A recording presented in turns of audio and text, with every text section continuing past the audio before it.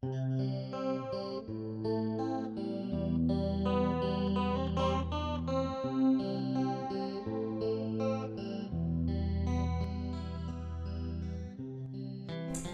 bonjour Maxime. Bonjour. Donc aujourd'hui nous sommes ici pour parler entrepreneuriat, pour parler de ton projet. Donc nous avons déjà discuté auparavant de ton parcours. Bon déjà est-ce que tu peux rappeler aux lecteurs et aux auditeurs quel est ton parcours? Bon, en quelques mots, je suis un acteur associatif presque de longue date, bien que je sois très jeune, puisque j'ai commencé vers 10 ans dans mon petit village, puis mon quartier, qui est à Bron, dans le Rhône. Et vers 16 ans, j'ai fait une campagne d'inscription sur les listes électorales par procuration, ma petite photocopieuse, qui finalement m'a mené à la mener partout en France. Ensuite, je suis devenu candidat aux élections municipales et cantonales dans ma ville de Bron, une grosse ville, 40 000 habitants, avec une équipe de jeunes complètement indépendants. Ce qui m'a permis derrière d'initier la loi sur l'éligibilité à 18 ans, de lancer l'association des jeunes de France qui aujourd'hui participe à de très nombreux projets en France comme à l'étranger, d'accompagnement de projets de jeunesse puis d'émancipation de ces jeunes, et à la fin d'être candidat indépendant aux élections présidentielles de 2012 en France pour apporter mes propositions que j'ai publiées dans un manifeste dans le débat public et puis pour avoir un poids et pour finalement être à l'initiative au moins de la réforme du permis de conduire, j'aurais aimé plus, mais au moins du permis de conduire, et puis d'initier un débat, notamment sur le terrain, puisque j'ai dû aller rencontrer des maires pour avoir les parrainages, et bien que je n'en ai eu que 358, ça m'a déjà permis d'en rencontrer beaucoup sur le terrain. Et aujourd'hui tu as créé une entreprise.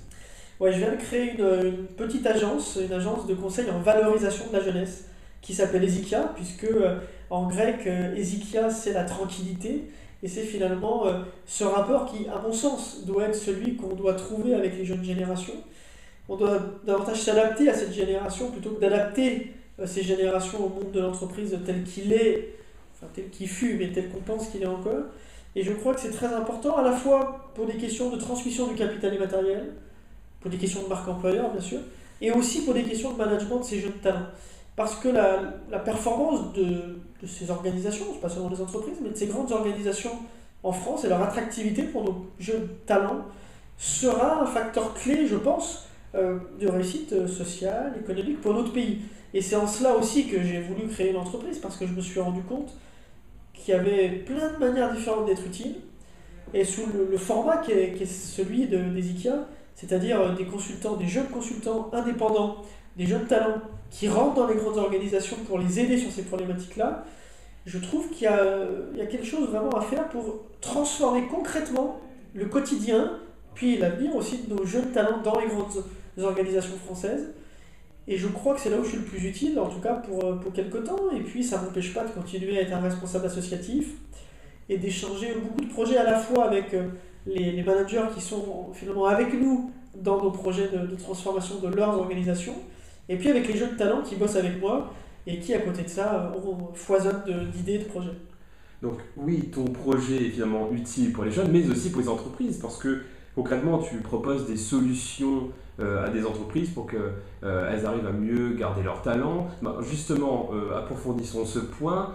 En quoi ton entreprise est utile? Qu'est-ce que propose Ezikia qui va aider ces entreprises par rapport à cette jeunesse? Et depuis quelques années, fort heureusement d'ailleurs, les entreprises et les organisations en général ont compris qu'il ne suffisait plus de bien payer un jeune pour le conserver et surtout pour l'impliquer.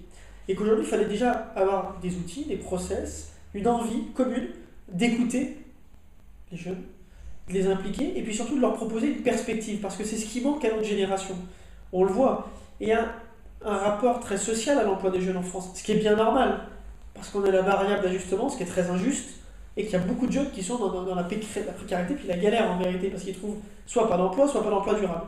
Mais pour les jeunes talentueux, qui eux sont plutôt dans l'inverse, c'est-à-dire qui ont le choix, entre guillemets, de l'endroit où ils vont travailler, je crois qu'il est très important, dès le départ, de les impliquer dans leur projet professionnel et de leur en proposer un, et pas seulement de les prendre comme des ignorants à qui on va apprendre un petit peu, ils vont rester 2-3 ans, et de partir de ce constat-là, si vous voulez, et finalement de l'accepter, alors que dans le fond, c'est pas une fatalité que les jeunes partent des entreprises. Et au-delà de ça, il y a une question de management. On s'est rendu compte que le middle management en France pouvait être largement meilleur, et ça passe notamment par la compréhension qu'on a de ces nouvelles générations et par aussi leur rapport au travail. Donc ce qu'on apporte aux entreprises, c'est des missions alors à la fois de conseil et puis aussi derrière de maîtrise d'ouvrage. On mène des projets avec les organisations, avec des agences partenaires spécialisées sur certains sujets pour réaliser par exemple des réseaux sociaux d'entreprise, des plateformes d'e-learning, des ateliers de compétences, beaucoup de choses qui permettent concrètement aux entreprises d'améliorer certes leur performance, mais pas seulement économique, aussi sociale et surtout dans la durée, et surtout de se mettre entre guillemets au goût du jour. Notre slogan c'est Steer the Future. C'est vraiment ça. On a envie de les diriger vers la réussite dans un futur proche, mais aussi long. D'accord, donc utile aux jeunes, mais aussi aux entreprises, grâce à ce travail de conseil et de mise en application. L'idée c'est d'être utile à la société dans sa globalité. Et parmi les acteurs de la société, les entreprises sont un acteur qui ont besoin d'être aidés, soutenus dans les temps qui courent. Et puis les jeunes talents ont besoin aussi de se sentir compris parce que sinon qu'est-ce qui se passe? L'entrepreneuriat, c'est aussi finalement des facteurs de développement de ces jeunes talents, mais c'est pas le seul, et c'est en France loin d'être le plus favorisé par tous, puisqu'on a peur du risque. Donc c'est notamment la fuite des cerveaux, et ça je pense pas que ça aide notre pays, donc il faut vraiment à la fois garder ses talents, mais à la fois les faire éclore. Et ça c'est je crois une des missions des organisations dans notre pays, et on les accompagne sur ces questions. Et justement, donc pour conclure cette interview, est-ce que tu aurais un conseil ou des conseils pour aider ces organisations, donc entreprises ou collectivités, pour valoriser leur jeunesse? Bien sûr, la première qualité, à mon sens, d'une grande organisation aujourd'hui, c'est ce qu'on pourrait appeler le feeling.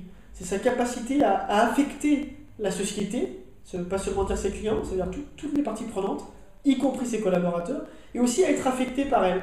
Et c'est ça un des problèmes des grandes entreprises, des organisations d'ailleurs en général aujourd'hui, c'est qu'il est difficile pour elles, dans un temps court, avec beaucoup de réactivité, de comprendre les besoins, les demandes, et finalement la mentalité de leurs collaborateurs. Donc pour s'adapter à ça. Aujourd'hui, il faut avoir un projet d'entreprise fort pour que ce soit les collaborateurs qui s'intègrent à ce projet-là. Et on les aide notamment là-dessus. Et ce que j'ai envie de dire à toutes les entreprises, même les plus petites PME, c'est vous avez une histoire, vous avez une richesse, vous apportez une promesse et une perspective à vos collaborateurs. Sachez, je dirais, la mettre en avant parce que finalement, c'est votre plus grande richesse. Au-delà de vos stocks, vos ventes, votre vraie valeur, elle est immatérielle, mais elle a une valeur tout de même très sonnante, très touchante. C'est votre capacité à attirer les parties prenantes et surtout vos futurs collaborateurs. Et à les conserver. À les conserver, mais pas les conserver pour les mettre dans une cage dorée. Surtout les conserver pour qu'ils s'impliquent, qu'ils aient envie de prendre des responsabilités, parce qu'on voit dans différentes enquêtes que les jeunes cadres français sont minoritaires à vouloir devenir manager, middle ou top manager. C'est quand même dramatique. Et je crois qu'aujourd'hui, c'est une des problématiques de notre pays, c'est d'accompagner ces jeunes vers le management avec la problématique qu'est la leur, qui est de concilier par exemple la vie professionnelle et la vie de famille, qui est par exemple d'avoir un métier connecté et de se sentir intégré pleinement dans le corps social. Ça, c'est des problématiques qui nous intéressent chez Ezikia et qui, je crois, intéressent la plupart des entreprises françaises qui ont compris que dans un univers ultra concurrentiel, elles avaient quand même une vraie valeur ajoutée, un vrai avantage compétitif à mettre en avant et à développer par rapport à d'autres groupes, d'autres pays avec d'autres cultures. Merci Maxime. Merci à vous. Et à très bientôt. À bientôt.